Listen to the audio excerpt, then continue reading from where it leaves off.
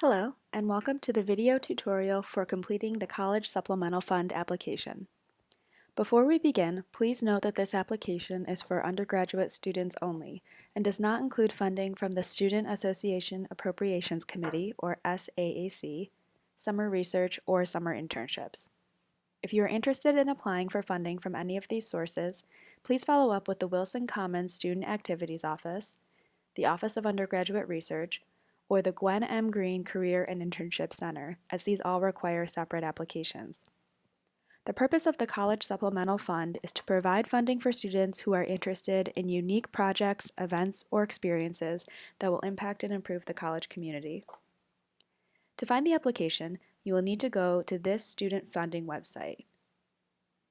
You can also access this by going to the Undergraduate Studies page in Arts, Sciences, and Engineering, and clicking on the student funding link under the Opportunities navigation bar. Students are highly encouraged to read through the content on this page before submitting an application.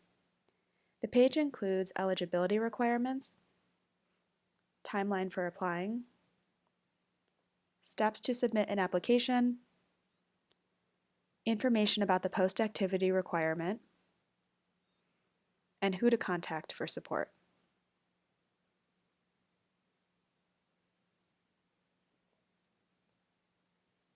To the right, you'll see a Start Application button. Please be sure to allow yourself enough time to complete the application prior to starting. The application will time out after 15 minutes, so be sure to save drafts as you go. For the purposes of the demo, I won't be logging in with a student net ID and password, but you'll be prompted to do this after you click the Start Application button. Once in the application, the first page will look like this. So first, you'll fill in the personal information. For the application demo, I've said that my name is Jane Doe, that I'm a U.S. citizen, and listed my birth date. I'm going to say I don't have any leadership roles currently on campus, and that I'm applying as an individual student. And the purpose of my application will be to request funding to present some of my research at a conference at Boston University. If I were applying on behalf of a student organization, I would want to make sure that I fill in this group information section, especially if it is essay recognized.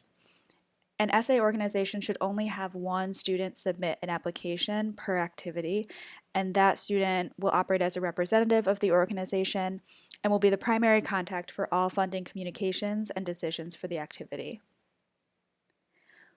Essay organizations are also required to list their primary advisor's contact information, and the advisor will also be copied on all communications with the organization. In the academic section, I've listed my pretend UR student ID number and date of graduation and my major. I've also indicated that I'm currently enrolled in or identify as a first-generation student and a current scholar. In the contact section, I've listed an email and my CMC box. In the travel section, I've said that I do plan to travel, but not outside the US. And here's the destination information.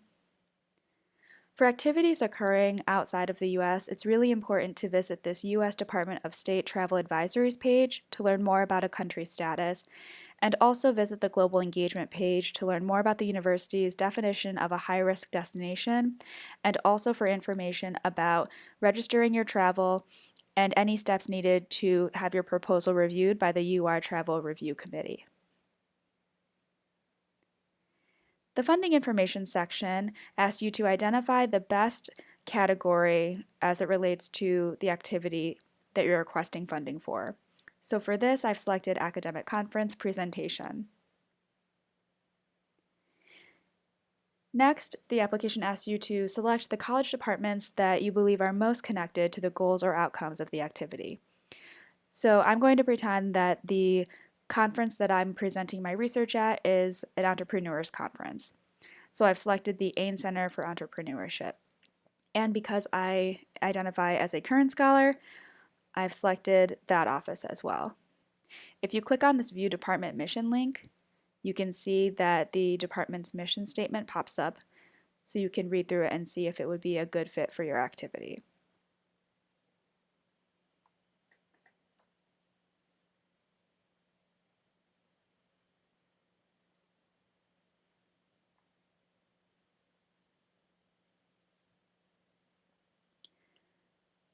So in this section, I've explained how my conference and presentation will further the mission of the AIM Center and the Kern Center specifically.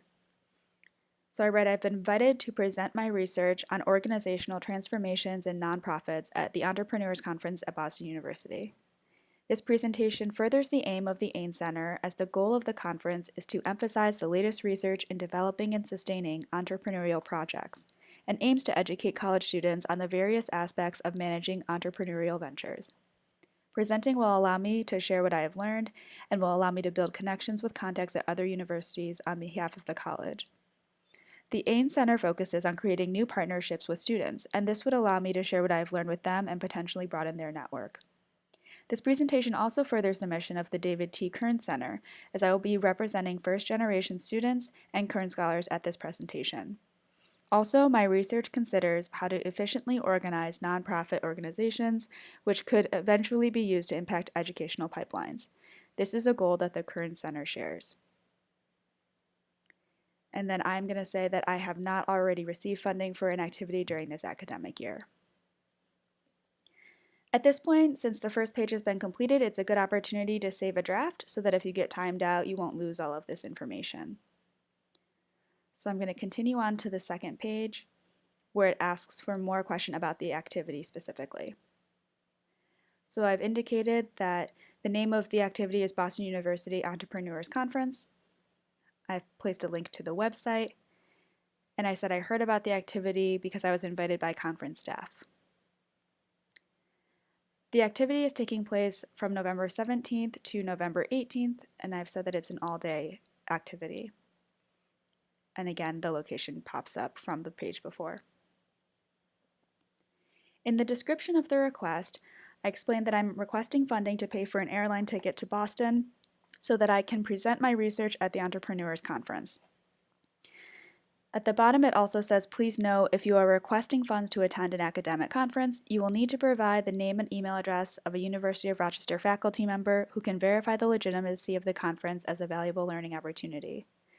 So I'm going to pretend that before filling out the application, I was in touch with Professor X in the business program, and that I told him that I was invited to present my research, and he was very supportive, and that he can serve as my faculty sponsor for this particular application.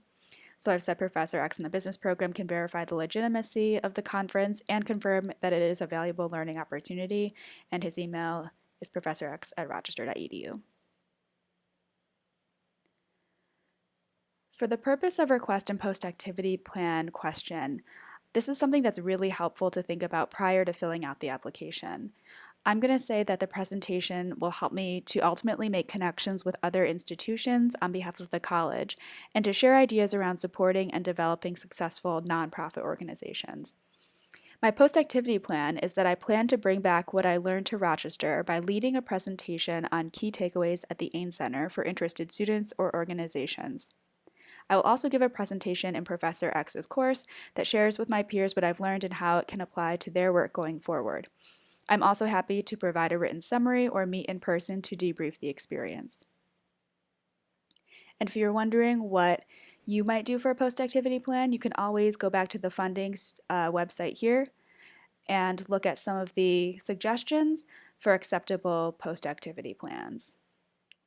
This list is not intended to be exhaustive, but it'll kind of give you some ideas for where to go going forward. The intended audience or participants, I'm just saying college students and faculty from various colleges. Those are likely the people that will be at the conference. And last is the financial section. In the itemized budget, I'm going to say that a round trip plane ticket will probably cost around $300. And because I won't be needing to rent a car or staying in a hotel, I'm going to leave those blank. Same with the registration fees and supplies, There won't be any vendor services and space costs needed. That's mostly applicable if you're hosting an event. Same with the prizes or awards. Under the Other Financial Resources section, I'm going to say that I have about $100 saved up that I can put towards the plane ticket as well, and that's been confirmed. And so down here in the total amount requested, it looks like I have a need of about $200. This additional section here is where students can upload supporting materials. So for example, I'm going to say that maybe Professor X wrote me a letter of support, and that I also am providing my unofficial transcript as well. So again, because this is going to be the second and last page of the application, I would suggest saving this draft so that if you do get timed out, you now have 2 full pages completed. And when you're ready, you can go ahead and click this Submit Application button, and you'll receive this application submitted successfully. And you should also receive an email from the college funding inbox that confirms that your application was successfully submitted. So that's it. Now I'll just keep my eye on my email and wait to hear any follow-up from the departments over the next couple of weeks. And that's how to complete the funding application. Thanks for watching. As a reference, you can also find a PDF of this completed application back on the student funding website, clicking on this link here. If you have any questions, please feel free to email the college.funding inbox here or call the College Dean's office, the number listed here.